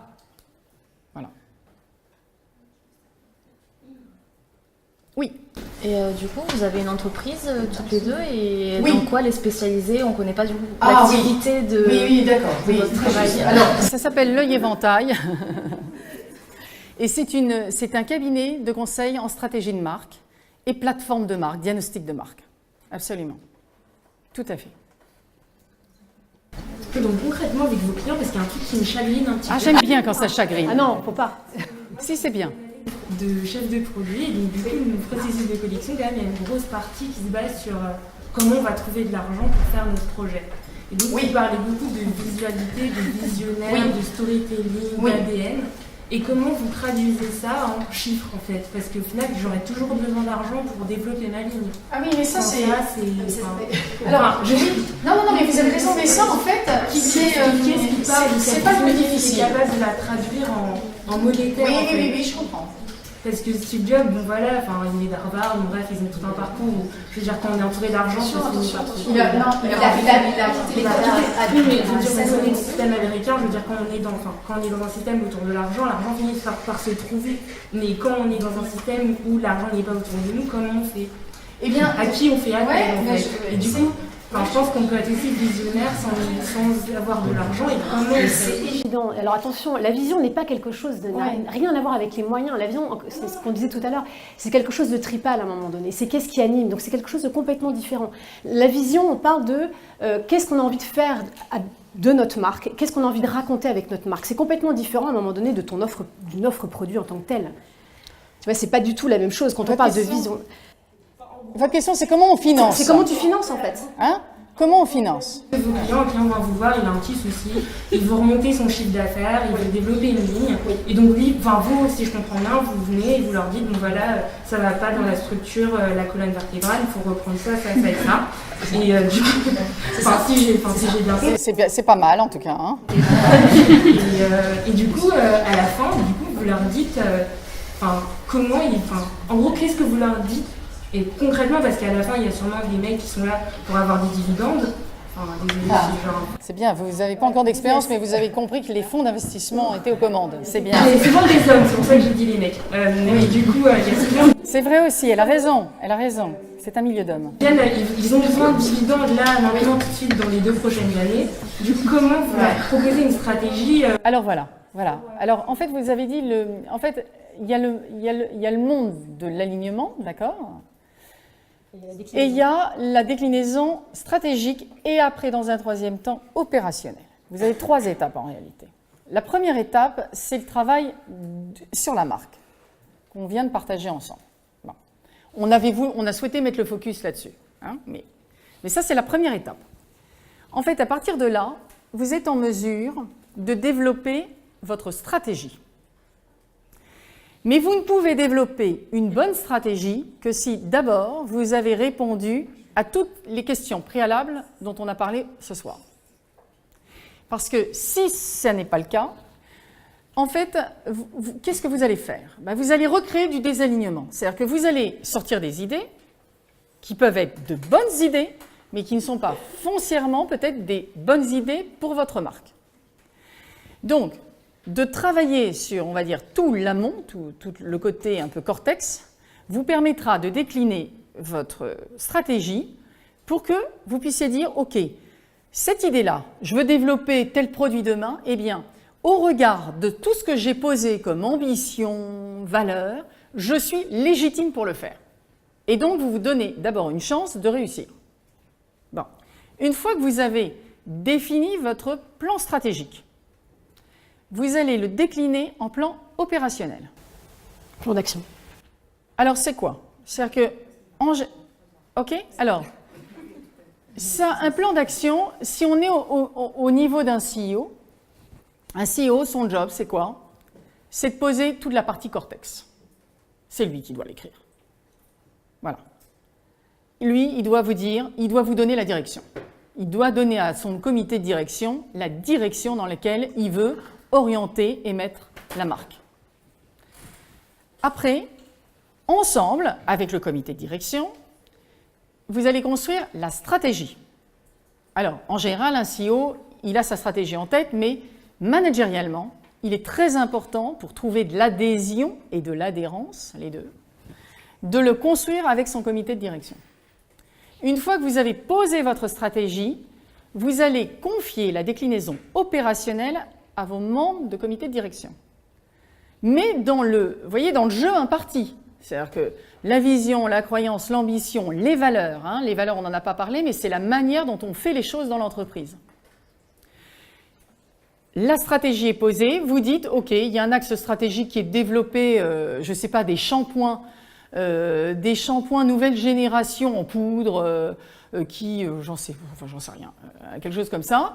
Vous donnez ça au marketing et le marketing va dire, voilà, à partir de là, moi, je veux que vous me posiez un concept autour de ça. Comment est-ce qu'on va communiquer? Et là, votre directeur marketing va bosser avec ses équipes et puis il va revenir, présentation générale, et on a pensé à ça. Et le CEO, lui, il a le pouvoir de dire oui ou non, on retravaille. Parce que lui, il défend la vision. Lui, il sait exactement où il va. Et après, j'avais cru comprendre que votre question, en fait, portait sur comment trouver du financement. Parce que du coup, il y a une grosse partie de votre travail qui est basée sur le visionnaire, et donc il y a une espèce de quelque chose de très à l'affect. En fait, il y a quelque chose... C'est traduire dans quelque chose de concret qu'on peut présenter et dire, voilà... C'est concret, hein. C'est très concret. Quand on arrive à définir la croyance, la vision, etc., c'est des choses très opérationnelles, hein, très honnêtement. Après, en fait, vous avez alors je vais peut-être l'orienter comme ça parce que le point, je trouve, est intéressant, qui est de trouver de l'argent. Vous avez raison, enfin, on a créé notre marque, on a dû lever des fonds pour créer, d'accord ? Pour réussir à lever de l'argent auprès de fonds, entre autres, ou de la love money, ou quoi que ce soit, en fait, il y a une seule règle. C'est que ces investisseurs, on parlait du consommateur qui a besoin de rêver, mais ne vous y trompez pas, un fonds a besoin de rêver. Un fonds, quand vous allez le voir avec un projet, il a besoin de voir des étoiles, des dollars, évidemment aussi, mais en tout cas, ce sont des gens qui ont la capacité, parce qu'ils ont développé de l'acuité là-dessus, à pouvoir voir si votre projet il tient la route ou pas. Et quand un fonds dit le projet il tient la route, c'est qu'il est aligné. Et donc il va dire ok, j'y crois, je mets de l'argent. Et si votre projet, vous avez un concept qui est un peu pas très clair, que la déclinaison opérationnelle est assez confuse, le mec il va dire j'y vais pas. Et il aura raison. Il faut surtout pas y aller. Et après, ça ne veut pas dire par contre que si vous êtes aligné, vous êtes une belle marque, ça marche. Ça ne peut pas marcher, c'est pas grave. Il y avait une très bonne phrase là que j'ai vue sur Instagram il y a 2-3 jours et qui disait « Aujourd'hui, je n'ai pas gagné, mais j'ai appris beaucoup de choses. » Je trouve ça très chouette. Bon, ça m'a parlé. Oui. Déjà, je voulais vous remercier parce que vous nous avez appris beaucoup plus en 1 heure que certains de cours. Grand Dieu, quelle horreur! Ayez du respect. Non, mais c'est avec respect quand même. Ouais. C'est plus facile ce qu'on fait, hein. On vient, d'accord? Mais je voulais du coup savoir si vous pouviez nous donner un exemple de projet que vous avez mené, ou enfin si c'est confidentiel. Non, confidentiel. On ne parle jamais de nos clients. Hein? Même sans nom. Ouais, même sans nom.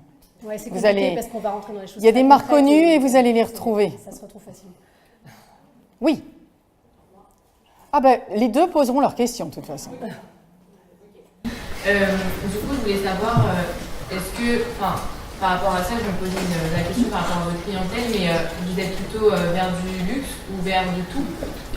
C'est-à-dire que si demain, par exemple, je viens, imaginons, j'ai travaillé mon concept, j'ai travaillé ma marque, j'ai tout travaillé, et puis je viens vous voir, c'est possible ou pas? Oui.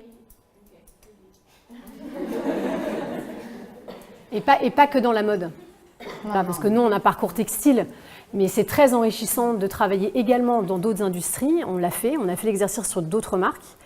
Et c'est là où on se rend compte que toute cette stratégie qu'on vous a exposée fonctionne. En fait, à partir du moment où on est vraiment sur une marque avec un vrai territoire, qu'on parle de mode ou pas de mode, en fait, ça s'applique à tout. Ça s'applique absolument à tout. Du coup, ça vaut également donc, pour les personnes qui n'ont pas encore développé leur projet. Bien sûr. Alors qu'ils l'ont pensé, il faut qu'ils... Oui, on peut être confronté effectivement à beaucoup de cas d'école. Hein, voilà. Vous pouvez avoir des gens qui, par exemple, ont une idée, mais ne savent pas comment l'articuler. Voyez, vous pouvez avoir des marques en difficulté, donc qui sont en désalignement et qui viennent nous voir parce qu'elles sentent qu'elles ont perdu un peu la veine. Vous pouvez avoir des marques qui se développent très vite. Notamment dans les startups, vous avez beaucoup de marques qui se développent très très vite et du coup, qui sentent intuitivement qu'il faut les recadrer, voyez, les recentrer parce que sans ça, ils vont être capables de partir dans trop de directions différentes. Vous avez plein de cas de figure. Voilà. Et effectivement, on peut intervenir dans la mode, mais pas nécessairement que. On est intervenu dans des domaines autres que la mode et c'est passionnant d'ailleurs. Passionnant. Oui. Alors d'abord et après, on fait à droite. Moi j'avais une question en fait, c'est vous nous expliquez donc une marque doit vraiment faire tout un travail sur elle-même, sur son histoire et être totalement alignée sur toutes ces choses. Mais moi j'arrive pas trop à comprendre dans le sens où une marque par exemple comme Apple que vous avez souvent cité, c'est une marque qui va créer en fait un besoin par rapport au consommateur, donc il va étudier d'abord ce que le consommateur demande, mais également créer son besoin. Et c'est ça aussi ce qui marche, c'est que par exemple, un produit qui est un téléphone, de base, on va appeler, on va aller sur internet, mais on crée des choses on n'y avait même pas pensé nous-mêmes, mais aujourd'hui on ne peut plus s'en passer. Et est-ce que quand vous travaillez avec ce genre de marque, est-ce que vous pensez à créer le besoin ou à étudier le besoin du consommateur, ou alors c'est vraiment centré sur la marque? C'est très clair. C'est très clair. Moi, je crois que le besoin, il se crée tout seul, en fait, à un moment donné. C'est-à-dire que si le produit... Le cas d'Apple, c'est un cas extraordinaire.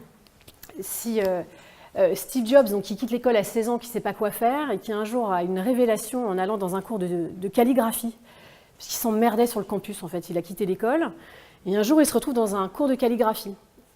Et ce cours a été déterminant dans sa carrière. Ce jour-là, il a découvert l'esthétique, l'importance de l'esthétique. Et il a, à partir de ce moment-là, décidé que tout ce qu'il allait produire serait, ce qu'il dit lui-même, un beautifully designed. Ça fait partie des valeurs, à un moment donné, de cette entreprise et des convictions profondes. Mais à un moment donné, c'est un tout, c'est-à-dire qu'on crée le besoin. C'est à un moment donné, on commence à manger du sucre, on en a envie d'encore plus, en fait. Et c'est ça, l'appétence particulière qui est en plus sur Apple, qui est devenue une marque absolument planétaire.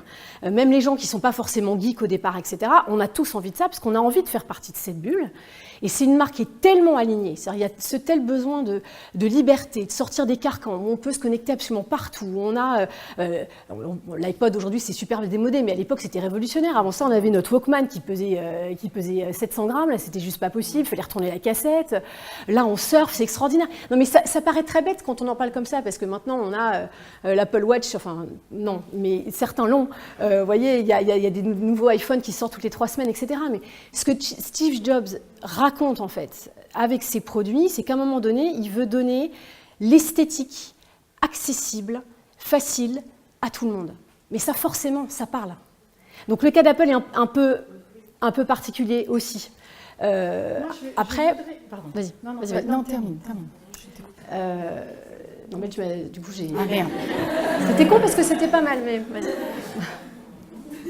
Bon, alors, en fait, non, la précision que je voulais apporter par rapport à votre question, c'est que non, je ne crois profondément pas que quelqu'un qui crée une innovation part forcément, que dans sa tête, il se dit le marché a besoin de ça. En fait, je crois que les grandes avancées, d'abord, ne sont jamais inspirées par les consommateurs. Les consommateurs, ils ne savent pas ce qu'ils veulent. Pas vrai, ça. Pas vrai, ils ne savent pas ce qu'ils veulent. C'est à des gens créatifs de leur inventer ce dont ils ne pourront absolument plus se passer demain.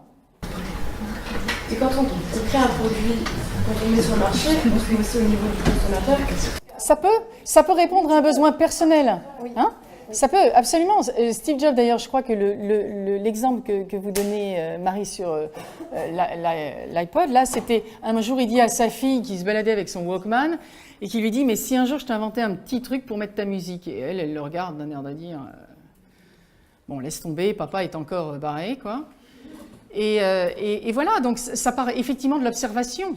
De dire, tiens, ça, après tout, ça n'existe pas, ça serait super de... Mais bien sûr que ça part de là. Mais ce que je veux dire, c'est pas par des études de marché, par exemple, les études de marché. Moi, j'ai du mal. Non, j'ai du mal, je vais vous dire pourquoi. J'ai du mal parce que je pense que c'est...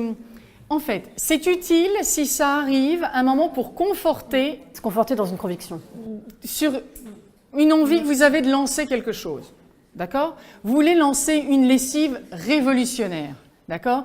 Et qu'à un moment, pour définir le bon niveau de prix de la lessive, vous disiez, OK, je vais aller regarder le prix des autres lessives. Et comme j'apporte de l'innovation, je vais peut-être être 20% plus cher, ou pas d'ailleurs, ça peut être une stratégie de dire après tout, moi, dans mes croyances, c'est de faciliter le bien-être de la femme au quotidien dans sa vie ménagère, et donc je vais apporter une lessive révolutionnaire et je vais casser le marché en l'apportant par le bas. Mais pourquoi pas d'ailleurs ? Pourquoi pas ? Donc là, c'est intéressant de faire ce travail-là. Mais par contre, faire des études de marché pour aller trouver l'idée géniale, j'ai peur que ça soit déceptif. En fait, c'est juste dans l'autre sens. C'est-à-dire que ça part d'abord d'un besoin personnel, encore une fois, du créateur, ou d'une intuition, ou d'une envie pour quelque chose. Et après, évidemment, on ne va pas se leurrer, il y a forcément à un moment donné une étude de marché, à un moment, forcément. Mais ce n'est pas un point de départ. C'est un peu différent, en fait. C'est dans l'évolution. C'est que l'étude de marché, et pour avoir, dans toutes ces boîtes, à un moment donné, il faut malheureusement, le système est fait comme ça, il faut y passer, mais ça ne peut pas être un point de départ. Parce qu'à un moment donné, ça ne collera plus à long terme. Franchement, vous savez, des plans de collection, on en a fait avec Marie, je ne peux même pas vous dire. Des collections à monter, des choses comme ça, voilà. D'aller regarder la concurrence. Ça nous a aidé pour positionner à un moment une ballerine Au lieu d'être à 14,99 €, il y avait un mec qui avait décidé de la mettre à 12,99 €. Et OK, il fallait se poser la question si on la mettait à 9,99 €, à 12,99 € ou un peu au-dessus. OK. Mais c'est pas avec ça qu'on a fait des coups, hein. Enfin, je veux dire, on n'a pas gagné de l'argent avec ça, hein. Vous voyez? Bon. Après, il y en avait une autre, je crois, de question. Oui, ah oui. Bonjour. Je suis en première année de chef de produit. Merveilleux. Je voulais vous demander pourquoi, comme vous avez un vrai bagage entre guillemets de connaissances et d'expérience, pourquoi vous n'avez pas décidé de créer entièrement votre propre marque et d'utiliser tous les outils que vous avez pour vous et pour développer un projet qui vous porte à cœur plutôt que vous adapter et justement aider les autres En fait, on a créé une marque et qui n'a, comment dire, qui est née d'une vision qu'on avait qui était que le monde allait devenir végan. En fait, notre conviction, on a beaucoup travaillé dans le cuir, nous, ça a été... et on pense que le cuir, c'est une matière qui n'existera plus dans quelques années. D'abord parce qu'aujourd'hui, il y a des recherches absolument extraordinaires faites sur de nouvelles matières et qui ont toutes les, on va dire, les caractéristiques et qualités du cuir et qui n'en ont pas les inconvénients parce que sachez que c'est une des industries les plus polluantes, la tannerie, hein. Et donc, on est parti en se disant, nous, on venait de l'accessoire et on s'est dit, on va créer une marque de sacs accessibles, végan. Et après, on a plugué dessus la vente à domicile, en fait. Voilà. Donc, on l'a fait, l'histoire. Après, est-ce que c'est un produit? C'est une question vraiment bien, parce qu'en plus, elle correspond très bien à l'étape qu'on vit. Est-ce que c'est un produit qui, personnellement, nous fait triper? Non. On ne l'avait pas monté comme ça. On l'avait monté parce qu'on pensait qu'il y avait quelque chose, un besoin. Nous, on en exprimait le besoin de dire on pense que le végan est quelque chose de demain.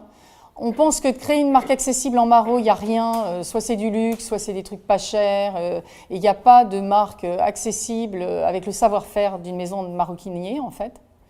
Et donc, nous, on est allé chercher un savoir-faire de maroquinier. C'est-à-dire on travaille avec une usine qui travaille pour les grandes maisons de luxe. Et sauf qu'on vend des sacs à 99 € ou quelque chose comme ça, quoi. Et la vente à domicile, c'était un autre choix, c'était de dire qu'on voulait aider les femmes. On voulait les femmes qui sont parfois, qui ont élevé leurs enfants, qui ont des difficultés à 40 ans à retrouver un job, c'est impossible. Impossible.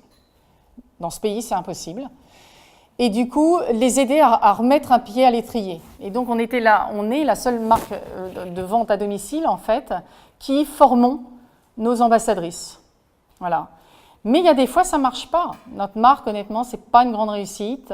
C'est un truc qui fait 400 000, 500 000 € de chiffre d'affaires. On ne va pas changer le monde avec ça. Il y a des fois, ça ne marche pas. Parce que ce n'est pas le bon moment aussi.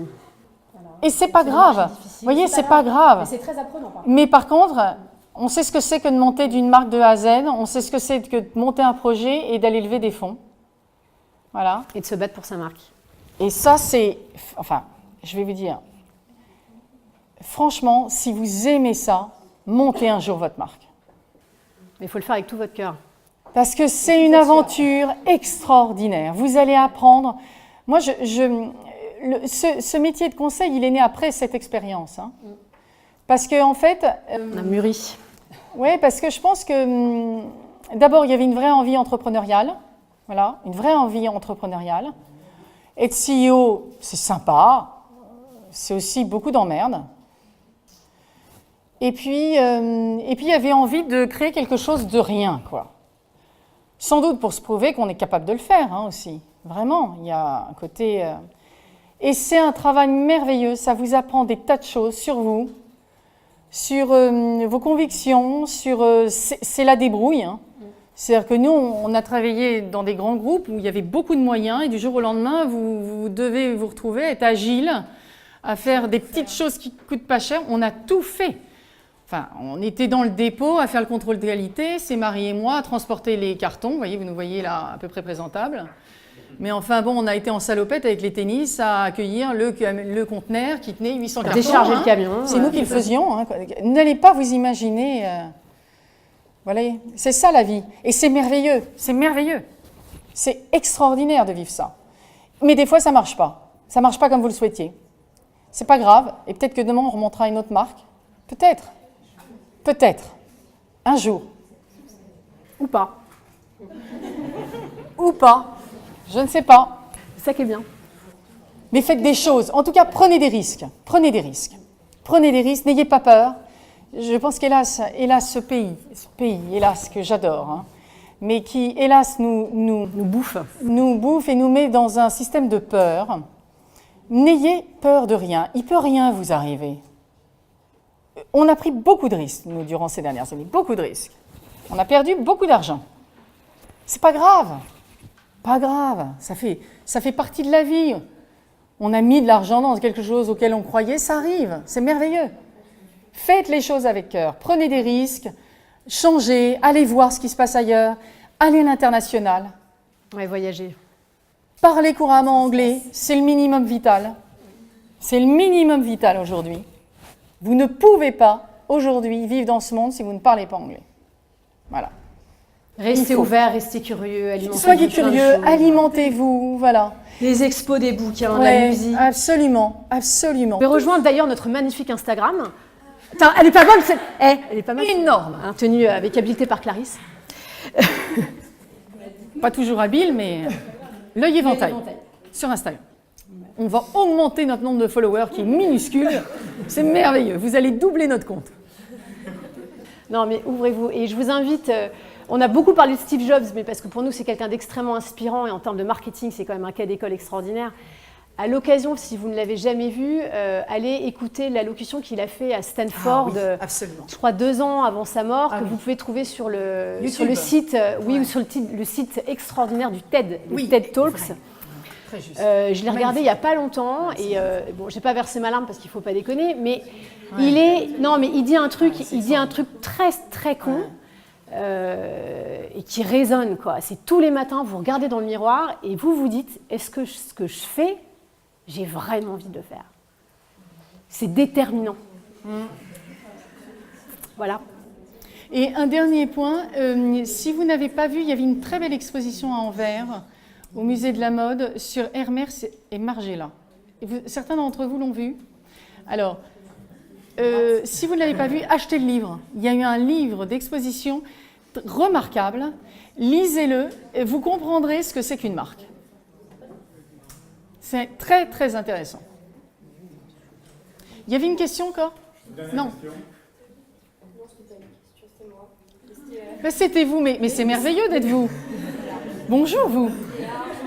Enchantée. En dernière dernière ligne droite. Ah, bravo. Et en plein processus de collection. Et non, en fait, c'était pour rebondir sur ce que vous disiez avec Steve Jobs, qu'en fait, il ne recherche pas vraiment le besoin, mais en fait, c'est tout simplement l'expérience. Et je trouve que vous avez totalement raison avec... alors, en école de marketing, on apprend aussi tout le sport et machin, et je partage un peu votre avis plein dans ce qui concerne les 4 P qui marchent forcément très bien, en fait, et plutôt les 4 E par rapport à l'engagement ou à l'exclusivité. C'est juste pour rebondir sur ça. Et que, le besoin ne passe pas forcément par le produit, mais par rapport vraiment aux clients, une expérience, et en étant passionné, je pense qu'on peut... Oui, mais vous pensez après, moi, je suis sur la notion d'expérience. Elle est intéressante. On a beaucoup parlé d'expérience client, et moi, quand j'étais chez Vivarte et je me suis occupée de la relation client, j'ai beaucoup travaillé sur ces sujets-là que j'avais très peu abordés avant, en fait, pour être tout à fait honnête. C'est un merveilleux sujet et en même temps, c'est un sujet extrêmement difficile si vous voulez le réussir parce qu'on a tendance aujourd'hui à balancer de l'expérience client à tout va.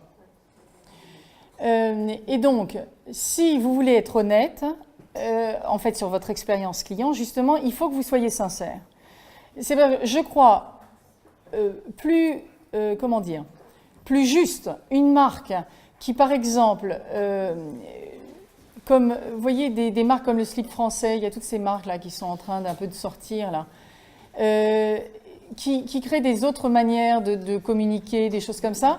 Je trouve ça plus sincère que la boîte qui vous dit « je vais faire vivre dans mon magasin une expérience client olfactive. On vous balance dans la figure un parfum qui, vous ne savez plus où vous respirez. Vous voyez ce que je veux dire? C'est simplement de dire que je crois que oui, le client a besoin d'expérience, oui, a besoin de sincérité, il a besoin de bienveillance, le client. Il a besoin de sentir que la marque lui veut du bien et a envie de partager avec lui son métier, sa passion de ce qu'il fait tous les jours. Et je pense que ça, c'est déjà énormément pour un consommateur. C'est-à-dire que si vous êtes honnête et que vous lui partagez vos convictions, pourquoi vous avez créé par exemple le slip français, ça part de quelles convictions, il y a la volonté de retourner sur un savoir-faire français, il y a cette espèce de slip un peu ringard sur le papier, kangourou, que portaient nos grands-pères, mais eux ils remettent ça un peu au goût du jour. Vous voyez, et c'est intéressant ça, que la marque partage ça avec son consommateur en disant, moi j'en sais rien, il y en a peut-être, je connais pas l'histoire, j'ai pas lu, mais il y a peut-être là-dedans un fondateur qui dit, moi, mon grand-père, je sais pas, enfin j'ai des souvenirs, je pars sur n'importe quoi là, parce que je visualise le grand-père de j'ai vu le slip kangourou de mon grand-père, je ne sais pas si ça crée un souvenir immémorable au point de développer une marque autour du slip kangourou, mais par contre, une autre anecdote sur les charentaises. Est-ce que tu as vu que notre ami chez qui on faisait nos charentaises chez Berry, là, la marque c'était Rondino. Rondino, marque française de charentaise, allez voir. C'est donc, il détient le savoir-faire français de la charentaise. Nous, on l'avait acheté à l'époque chez Beryl. Ils en sont la 3e génération. Il y a le petit-fils qui vient de reprendre avec un superbe projet sur redévelopper la charentaise. C'est merveilleux. Voilà ce à quoi je crois. À des gens honnêtes qui ont trempé dans le sérail et qui ont envie de révolutionner un produit qui date de Mathusalem, on va dire, et d'en faire un produit actuel et moderne. Merveilleux. Voilà, ça, c'est des gens, ils ont tout compris, c'est des gens merveilleux. Parce qu'il n'y a plus rien à inventer réellement. Aimons-les, ces gens-là, vous voyez. Enfin, il y a des choses inventées, sauf que les Steve Jobs, ça ne court pas les rues. Hein. Marie Clarisse, un grand merci. Merci.